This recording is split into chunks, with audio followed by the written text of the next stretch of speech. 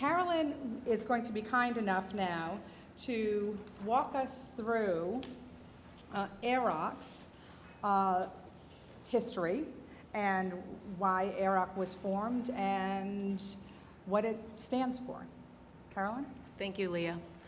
So I'm the person on the panel who doesn't have the accent, but hopefully you can roll with that.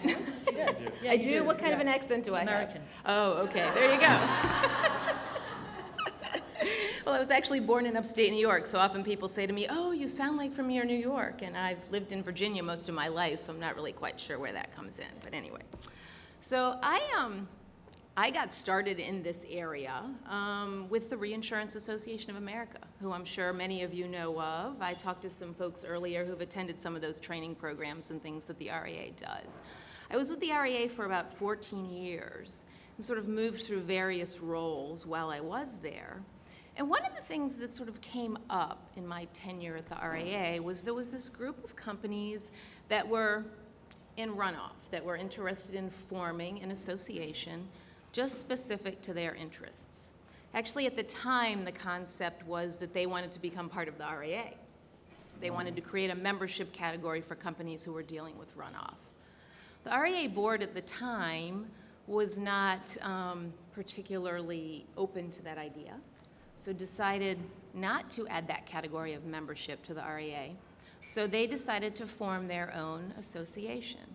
And it's sort of like interesting because at the time, although I was, certainly didn't have any bearing with the board of the REA, I thought, the little bit I'm learning about this, I'm not sure that that's maybe the greatest decision.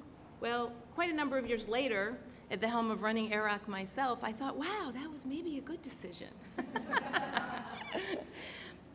So it's interesting because when I first heard of runoff, and maybe a lot of you too here, we saw the show of hands thing, so I thought, okay, runoff. The only reason I've heard that term was really related to water or elections.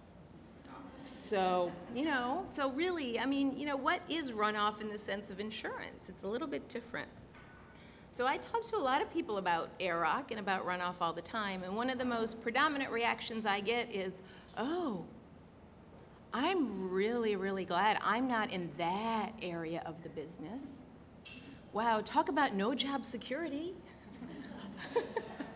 And I'm like, wait a minute, why not?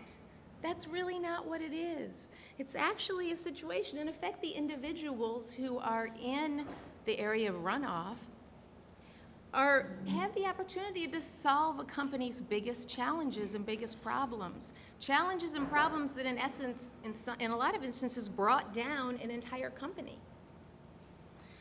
Runoff professionals have the challenge on a daily basis of facing these problems while also paying claims to insureds and reinsureds, which is really why insurance exists.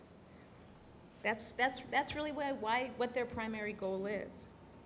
Adding further interest and challenges to the mix are the regulatory issues that we've touched on a little bit here, the pressure to generate capital, which was touched on a little bit here, and there's the skepticism, which I just referenced, that surrounds runoff.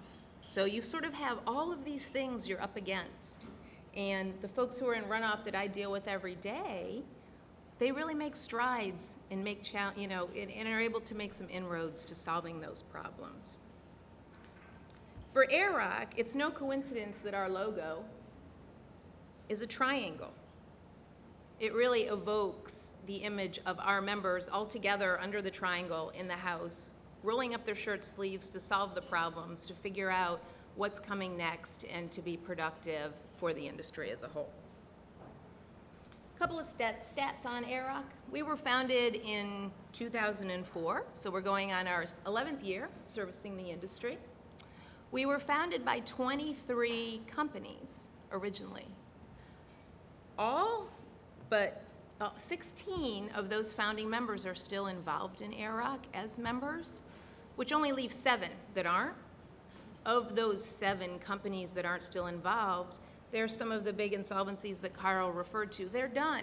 They're all gone. They're done liquidating and doing their jobs, the transits and the missions, things like that. The other companies that aren't still involved in AROC were taken up by other large companies and start.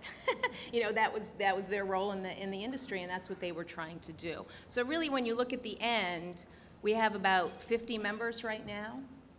All of the people who are originally involved in founding AROC are still there after 10 years. So I think that really says a lot to what we're able to bring.